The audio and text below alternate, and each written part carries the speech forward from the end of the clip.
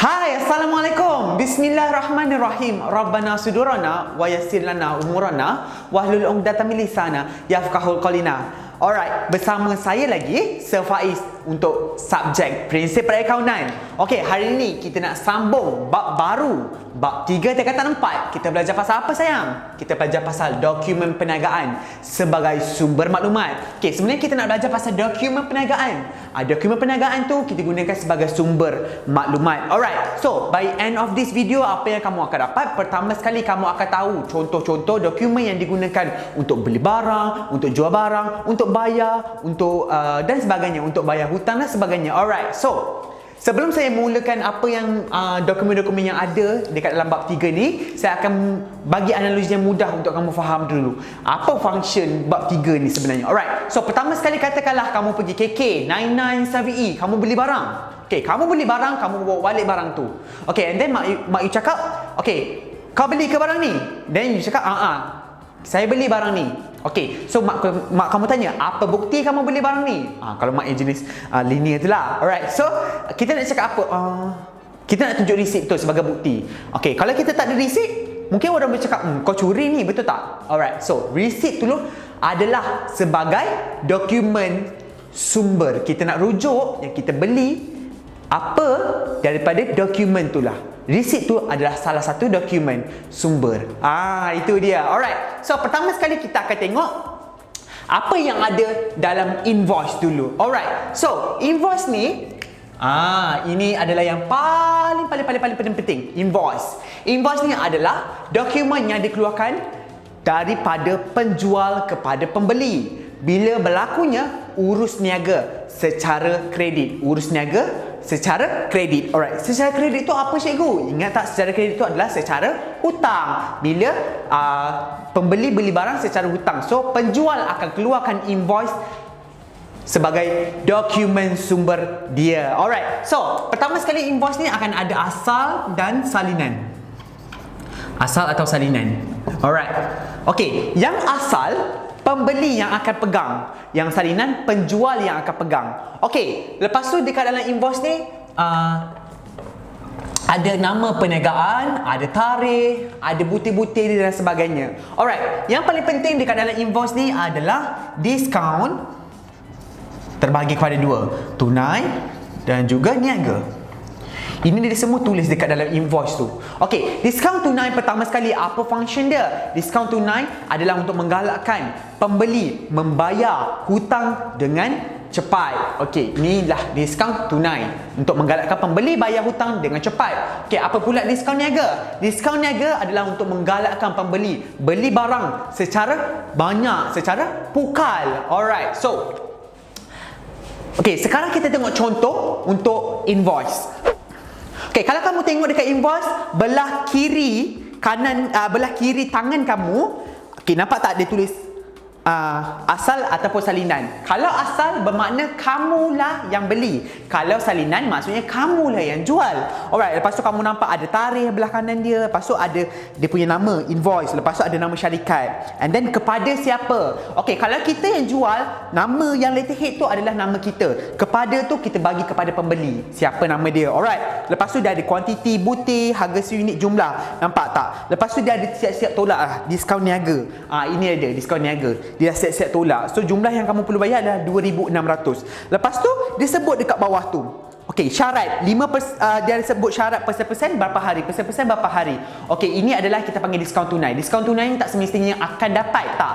Kalau kamu bayar contoh dalam masa 14 hari kamu akan dapat 5%. Kalau kamu bayar dalam 30 hari kamu akan dapat 3%. Itu adalah diskaun tunai. Kalau diskaun niaga memang dia dah bagi siap-siap diskaun. Kalau diskaun tunai, kamu kena sendiri yang decide sebagai pembeli, kamu nak bayar bila dan kamu nak dapatkan berapa diskaun tu sendiri. Alright. So, lepas tu kamu boleh tengok dekat bawah sekali tu dia ada tulis K dan K di K. Maksudnya kesilapan dan ketinggalan dikecualikan. Bermaksud apa? Dekat invoice ni akan ada kesilapan dan ketinggalan. Lepas tu sebab tu dia kata dikecualikan. So maksudnya amount tu kalau kita tersilap, kita kurang charge, kita lebih charge ke, kita boleh amend. Sebab itulah kita boleh tukar, kita boleh amend amount dekat situ. Sebab itulah ada ayat K dan K di K. Alright. So next, Bila berlakunya K dan K itu dekat dalam invoice, so wujudnya nota debit dan nota kredit. Alright. Sekarang kita tengok satu-satu dulu apa itu nota debit. Okey, nota debit ni adalah dokumen untuk memberitahu pembeli yang mana hutang dalam invoice dia telah bertambah. Untuk memberitahu hutang pembeli di dalam invoice tu telah bertambah. Sebab apa bertambah? Mungkin sebab salah satunya adalah mungkin masa penjual buat invoice tu dah hantar kepada pembeli, dia terlupa nak letak charge angkutan. Mungkin harga yang dia letak kat situ silap, dia terkurang charge, dia pakai harga lama mungkin. Dia pakai harga lama. So kita hantar nota debit ni untuk bagi tahu pembeli yang hutangnya telah bertambah. Okey, nota debit ni pun sama. Yang asal is pembeli yang pegang, yang salinan penjual yang pegang. Okey, sekarang kita tengok contoh nota debit. Okey, kalau kamu tengok dekat dalam skrin, nota debit, nampak belah kiri atas memang dia tulis salinan ataupun asal. Lepas tu belah kanan atas dia tulis tarikh. Lepas tu dia tulis nota debit. And then ada nama syarikat. Nampak? Letterhead tu mesti adalah letterhead penjual. And then kepada siapa? Pembeli. Lepas tu dia ada butir apa-apa sebab berlakunya penambahan hutang tu. Lepas tu jumlah. Alright. So sekarang kita tengok dokumen seterusnya, nota kredit. Alright. So nota debit kredit, bunyi pun dah lebih kurang. Kalau nota debit untuk memberitahu hutangnya telah bertambah, hutang bertambah. Nota kredit untuk memberitahu hutang dah berkurang. Dia kontrakan sahaja. Okey, nota kredit ni pula function dia untuk memberitahu pembeli yang hutangnya di dalam invoice telah berkurang. Alright, sebab apa berkurang? Bila berlakunya pengurangan hutang adalah disebabkan bila contoh kita dah jual barang kepada pembeli. Okey, kita letakkan diri kita sebagai penjual. Kita jual barang kita kepada pembeli. Pembeli dah terima barang and dia tengok rosak. Lepas tu dia pulang barang kat kita. Okey, macam mana kita nak bagi tahu hutang yang dalam invoice tu telah berkurang? So kita hantarlah nota kredit. Nota kredit ni untuk memberitahu hutang dalam invoice dia telah berkurang. Okey, sebab pulang-pulang barang ataupun mungkin sebab sama juga macam sebab tadi. Mungkin kita tercatat lebih. Amount tu tercatat lebih. So kita nak bagi tahu, oh silap kita cakap dengan dia. Bukan cakap dengan dia macam tu lah. Maksudnya kita hantar nota kredit, kita cakap dengan dia, amount dekat dalam invoice tu tersilap, terlebih charge dan sebagainya. Alright. Sekarang kita tengok contoh nota kredit. Okey, nota kredit dan nota debit sama saja lebih kurang. Kamu ada belah kiri atas ada salinan ataupun asal, lepas tu belah kanan atas ada tarikh, and then ada nama dia, nota kredit, lepas tu nama syarikat. Letterhead tu of course lah letterhead penjual, and then kepada siapa? Pembeli. And then penjual yang akan hantar nota kredit ni kepada pembeli. Okey, nota kredit asal pembeli yang akan pegang, nota kredit salinan penjual yang akan pegang. Okey, lepas tu dia bagi tahu sebab apa pengurangan tu berlaku. Mungkin sebab ada pulang-pulang barang ke ataupun terlebih charge dekat invoice dan sebagainya. Okey, jelas kat situ. Okey, sekarang kita tengok dokumen seterusnya. Dokumen keempat adalah memo. Apa itu memo? Okey, memo ni adalah dokumen yang digunakan antara pemilik perniagaan dan perniagaan. Okey, sebab apa memo ni keluar? Mungkin salah satunya sebab pemilik ambil barang untuk kegunaan peribadi. Okey, pemilik ambil barang untuk kegunaan derma. Pemilik pemilik ambil duit dan sebagainya. So, memo ni adalah untuk internal punya sahaja, dalaman punya sahaja, untuk bagi tahu oh pemilik dah buat ambilan, pemilik dah buat ni. So nanti memo ni akan digunakan untuk catat oh modal pemilik dah berkurang dan sebagainya. Sekarang kita tengok contoh memo. Okey, kalau kamu tengok kat screen contoh memo, of course dia punya kepala tu memang dia tulis memo. Lepas tu ada nama syarikat. Nama syarikat kamu lah, tak ada nama syarikat lain sebab ini adalah internal sahaja. Lepas tu dia tulis kepada siapa, kerana akaun daripada siapa, pengurus. Okey, lepas tu perkara apa? Contoh dia bagi tahu pemilik telah mengambil barang niaga untuk kegunaan sendiri. Lepas tu ada tanda tangan pengurus. Alright. So kamu tengok betul-betul memo ni. Memo ni dia memang ada satu sahaja dia punya nama syarikat dia saja. Alright, seterusnya kita pergi tengok kepada dokumen yang kelima. 1, 2, 3. Alright, 5. Bil tunai. Bil tunai ni adalah dokumen di mana berlakunya urus niaga secara kredit. Contoh, kalau tadi penjual jual barang secara kredit, penjual jual barang secara kredit, kita bagi invoice. Sekarang ni, bila bil tunai, berlakunya urus niaga secara tunai sayang. Silap, secara tunai. So, contoh penjual jual barang kepada pembeli. Macam secara tunai maksudnya. Okey, penjual jual barang kepada pembeli.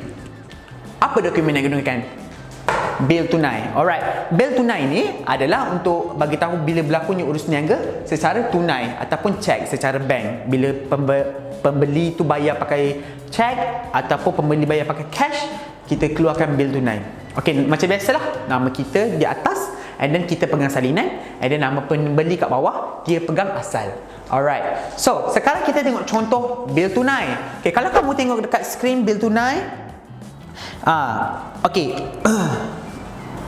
Ada nama syarikat kita dekat atas tu, and then kepada siapa. Lepas tu sama je, butir, kuantiti, harga seunit, jumlah. Okey, selalunya dekat dalam bil tunai ni dia akan tulis barang yang sudah dijual tidak boleh dikembalikan. Sebab tu bila pulang-pulang barang adalah dibenarkan untuk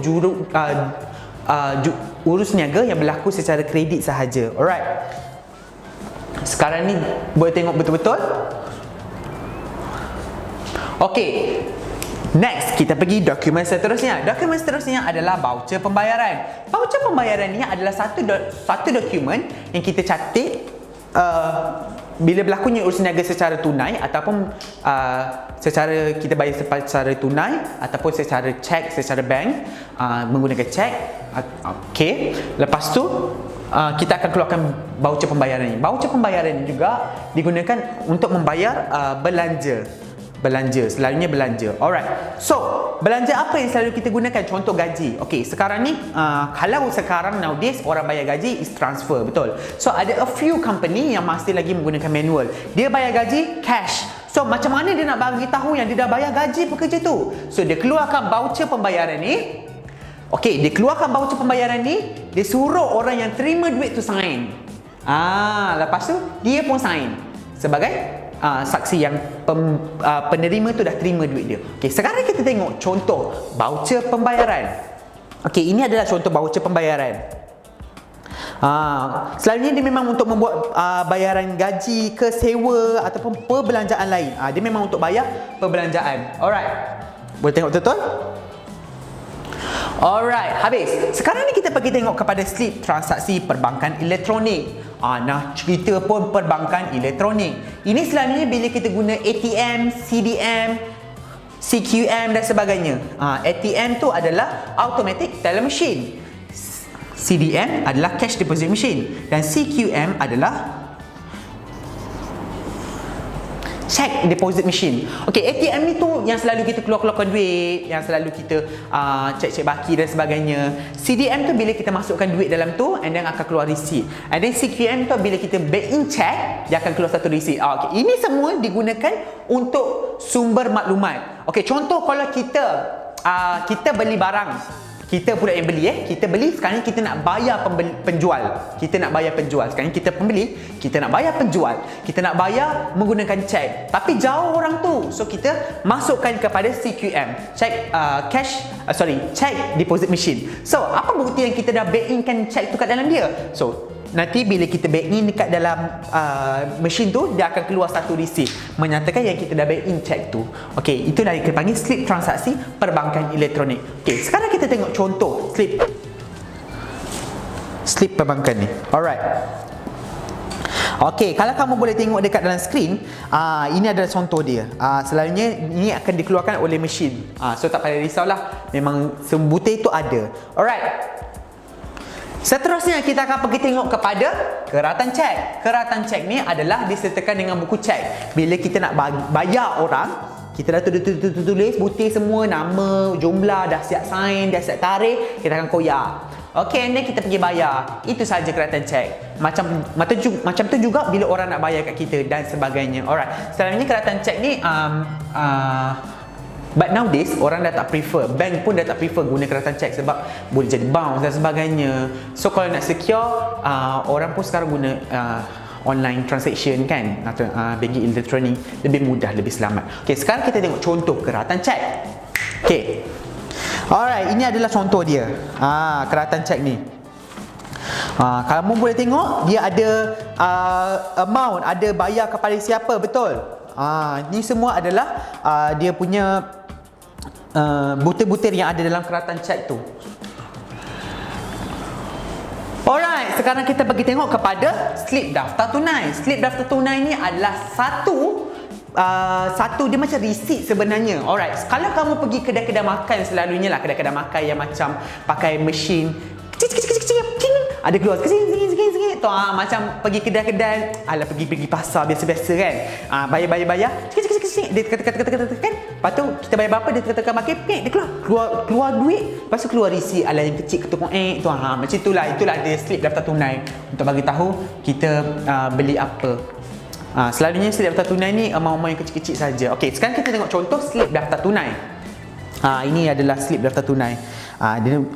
Dia dalam amount-amount yang kecil selalunya kita beli, selalunya kita pergi pasar raya dan sebagainya. Ini adalah contoh dia. Okey, nampak? Okey. Okey, sekarang kita pergi tengok kepada urus niaga atas talian. Urus niaga atas talian ni dia online banking. Habis cerita. Online banking. Bila kita buat transaksi online, kita buat transaksi secara atas talian online. Atas talian ni bahasa Melayu lah. Kalau bahasa Inggeris ni orang panggil online. So atas talian, ini ada online kita panggil. So bila kita dah settle bayar, dah keluar TAC dan sebagainya, akan keluar satu receipt tu berapa banyak kita dah bayar. So receipt tu kita sebenarnya print untuk kita attach sekali dengan apa yang kita dah bayar tu. Ini selalunya orang sekarang memang semua pakai urus niaga atas talian. Nowadays memang semua pakai tu. Okey, sekarang kita tengok contoh urus niaga atas talian punya dokumen yang digunakan sekarang. Okey, kita tengok. Inilah dia. Dia selalunya ada daripada bank mana, lepas tu dia bayar kepada siapa, dan mesti status dia mesti successful ataupun berjaya. Mestilah kena berjaya dek. Kalau gagal tu maksudnya tak transfer lah duit tu. Okey, faham? Okey, seterusnya kita akan pergi tengok kepada slip bank ataupun slip deposit check. Okey, slip bank ataupun slip deposit check ni dia sama je function dia macam ni. Kalau macam ni dia perbankan elektronik, yang ini manual.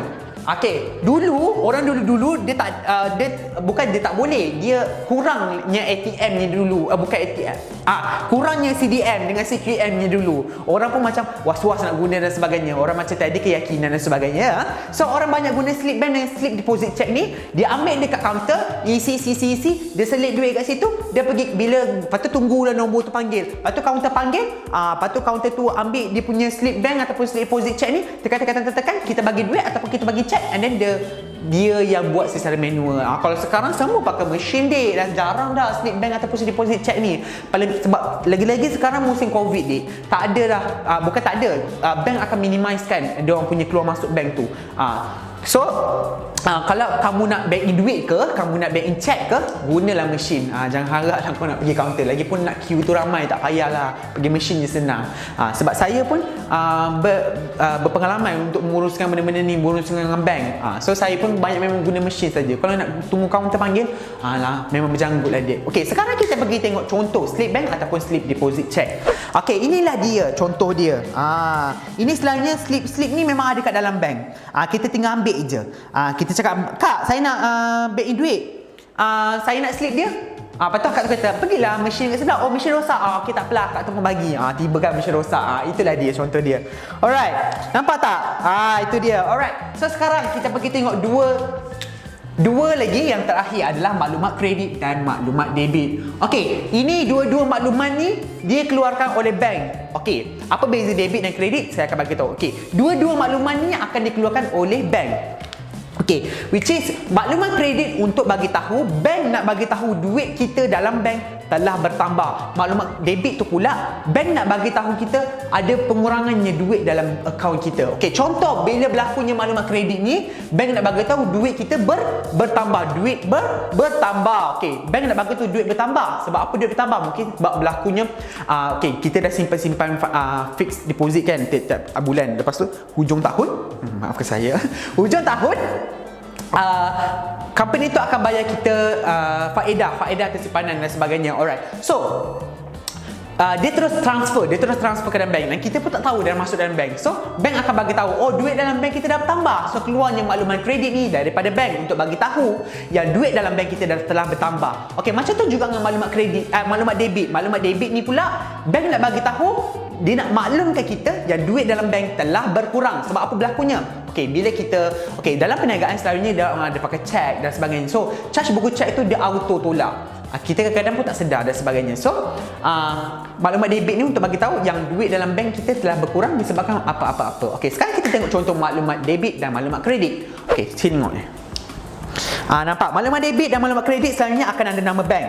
Okey, lepas tu kepada siapa? Kepada syarikat kita lah. Lepas tu dia bagi tahu sebab apa berlakunya maklumat kredit tu. Okey, kredit sebab apa? Akaun anda telah dikreditkan seperti berikut. Macam tu juga akaun anda telah didebitkan seperti berikut. Sebab apa? Okey, jumlah berapa? Itu dan sebagainya. Okey, jelas? Okey, sebenarnya ada satu lagi yang kita tertinggal. Alright, yang paling penting adalah apa? Receipt. Ini yang saya cerita-cerita dok tadi mula-mula sekali tu. Receipt. Receipt ni dik, bila okey, tak payah ceritalah.